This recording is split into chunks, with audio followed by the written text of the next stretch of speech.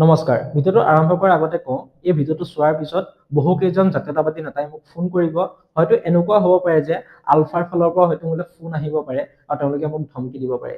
কিয়নো এই ভিডিঅ'টোত মই কেইজনমান জাতীয়তাবাদী নেতাৰ আচল ৰূপটো উদঙাব যত্ন কৰিম আৰু জাতীয়তাবাদ প্ৰকৃততে কি হয়, অতীতৰ জাতীয়তাবাদ আৰু বৰ্তমানৰ জাতীয়তাবাদৰ মাজত পাৰ্থক্য কি আছে সেই বিষয়ে আলোচনা কৰিম। গতিকে আহক আজিৰ ভিডিঅ'টো আৰম্ভ কৰোঁ। জাতীয়তাবাদৰ ওপৰত কথা পতাৰ আগতে আমি জানিব লাগিব যে জাতীয়তাবাদৰ আৰম্ভণি কেতিয়া হৈছিলে। যদিহে আমি সেই কথা পাতিব বিচাৰো তেতিয়া আমি ব্ৰিটিছসকলৰ দিনলৈ ঘূৰি যাব লাগিব।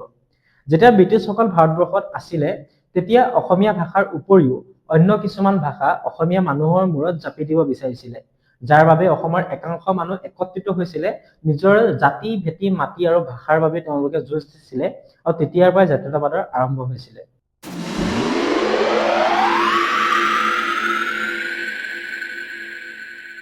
সব প্ৰতিটো বস্তুৰে দুটা দিশ থাকে, এটা ভাল দিশ আৰু এটা বেয়া দিশ।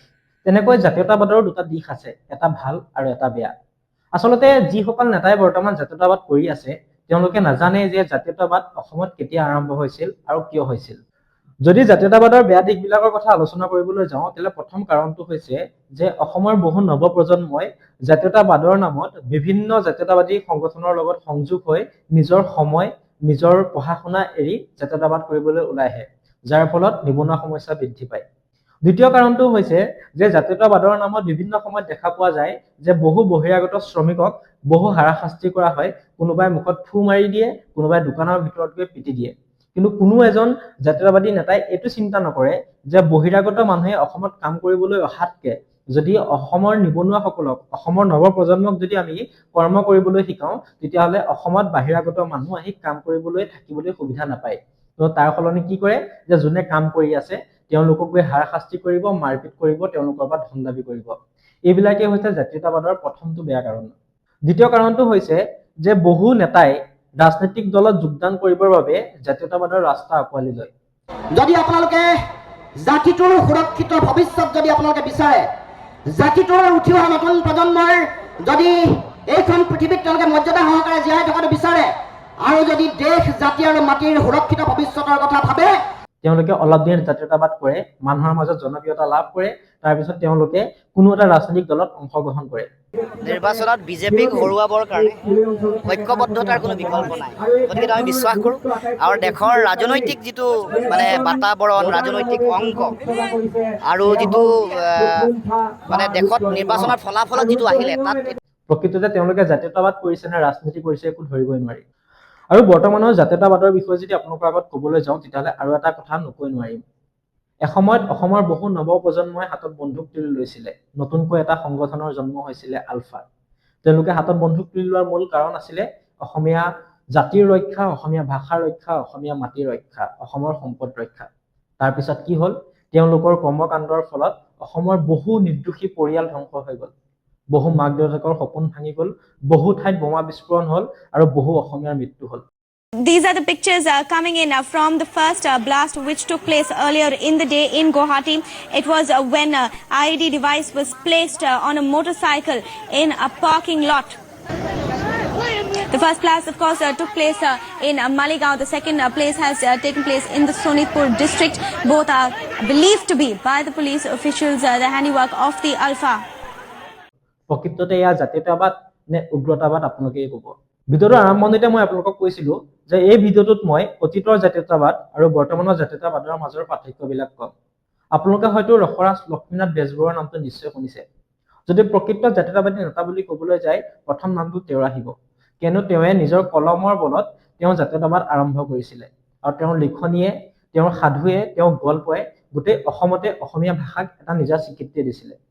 যদিহে অতীতৰ দ্বিতীয়জন জাতীয়তাবাদী নেতাৰ বিষয়ে আপোনালোকৰ আগত ক'বলৈ যাওঁ তেতিয়াহ'লে অসমৰ প্ৰথম প্ৰধানমন্ত্ৰী অথবা মুখ্যমন্ত্ৰী গোপীনাথ বৰদলৈ ডাঙৰীয়াৰ বিষয়ে ক'ব লাগিব। যেতিয়া ভাৰত স্বাধীন হৈছিলে গেপিং আঁচনিৰ জৰিয়তে অসমক পাকিস্তানৰ সৈতে মানে বৰ্তমানৰ বাংলাদেশৰ সৈতে সংলগ্ন কৰাৰ কথা কৈছিলে আৰু তেতিয়া গোপীনাথ বৰদলৈ ডাঙৰীয়াই যুঁজ দিছিলে অসমখনক এনেকে ৰখাৰ বাবে, মানে আমি যোনখন অসমত বৰ্তমান আছো সেই অসমখন যে আজি অসম হিচাপে আছে তাৰ আঁৰত আছিলে জাতীয়তাবাদী নেতা গোপীনাথ বৰদলৈ। কিন্তু বৰ্তমানৰ যিসকল জাতীয়তাবাদী নেতা আছে তেওঁলোকৰ বিষয়ে যদি ক'বলৈ যাওঁ আপোনাৰ ক'ৰবাত নহয় ক'ৰবাত লাজ লাগিব। যি সময়ত অসম আন্দোলন হৈছিলে, কা আন্দোলন হৈছিলে, অসমৰ একাংশ জাতীয়তাবাদী নেতাই গোটেই ৰাজপথ কঁপাইছিলে। এখন নাগৰিক সংশোধনী বিল এটি ধনী হেৰিত পাছ কৰিলে বিজেপিয়ে, তাৰ আমি তীব্ৰ প্ৰতিবাদ কৰিছোঁ। আৰু বিল আছি থানা একদম স্পষ্ট কথাত আজি বিজেপি মুখ্য কাৰ্যালয়লৈ আমি গেলাকণি নিক্ষেপ কৰিছোঁ। অনাগত দিনত কিন্তু মুখামুখি বিজেপিৰ লগত যুদ্ধ হ'ব, বিজেপি নেতাকৰ্মীৰ লগত। আৰু বিজেপি আনিছে তোমালোকে, এই যে তোমালোকে সভাই সভাই কৈ ফুৰা যে টায়াৰ জ্বলিছে, ক'ৰবাত শিলগুটি বৰষুণ হৈছে, মুখ্যমন্ত্ৰীৰ গৃহত শিলগুটি বৰষুণ হৈছে, হ'বই। এয়া ৰাইজৰ জনতাৰ খং আৰু ক্ষোভ। তাৰপিছত ব্যক্তিগত লাভালাভ লৈ তেওঁলোক ক'ৰবাত গাঁতত সোমাই গ'ল, অসমৰ জাতি, মাটি, ভেটি আৰু ভাষাক বিক্ৰী কৰি থৈ গুচি গ'ল। এয়া হৈছে বৰ্তমান অসমৰ জাতীয়তাবাদী। যিকেইজন নেতাই ডাঙৰ ডাঙৰ ভাষণ দিয়ে যে অসমীয়া ভাষাক সন্মান কৰিব লাগে, অসমীয়া সংস্কৃতিক সন্মান কৰিব লাগে, অসমীয়া সাজ পোছাকক সন্মান কৰিব লাগে, তেওঁৰ পত্নীয়ে বাহিৰা কাপোৰ পিন্ধি ষ্টাইল দি ঘূৰি ফুৰে। যদি আপোনালোকে বিশ্বাস নকৰে, এটা স্ক্ৰীনশ্বট লগাই দিছে, আপোনালোকে স্ক্ৰীনশ্বটটো চাই ল'ব। নাম উল্লেখ নকৰোঁ, কিন্তু বহুকেইজন জাতীয়তাবাদী নেতাই বৰ্তমান নিউজৰ ফ্ৰণ্টত ডাঙৰ ডাঙৰ ভাষণ দিয়ে, মাৰিম, কাটিম, খেদিম, যুদ্ধ হ'ব, এনেধৰণৰ মন্তব্য। কিন্তু প্ৰকৃততে তেওঁলোকে আজিলৈকে অসমীয়া ভাষাটোৰ বাবে, অসমীয়া জাতিটোৰ বাবে, অসমীয়া মানুহৰ বাবে কি কাম কৰিছে যদি আপুনি খুচৰিব যায়, একোডালেই বিচাৰি নাপাব। এয়াই হৈছে অতীতৰ জাতীয়তাবাদ আৰু বৰ্তমানৰ জাতীয়তাবাদৰ মাজৰ পাৰ্থক্য। গতিকে সকলোৰে প্ৰতি এটা অনুৰোধ যে জাতীয়তাবাদ কৰক সকলোৱে, কিন্তু আপোনাৰ জাতীয়তাবাদৰ বাবে যাতে অসমখনৰ ক্ষতি নহয় সেইটো সদায় গুৰুত্ব দিব। আপোনাৰ জাতীয়তাবাদৰ বাবে যাতে নৱ প্ৰজন্ম বিপথে পৰিচালিত নহয় সেইটোতো গুৰুত্ব দিব। তো আশা থাকিলে যে ভিডিঅ'টো যদি আপোনালোকে ভাল পাইছে, ভিডিঅ'টো শ্বেয়াৰ কৰিব অকণমান। আকৌ এটা নতুন ভিডিঅ'ৰ সৈতে পুনৰ লগ পাম। ধন্যবাদ। জয় অসম।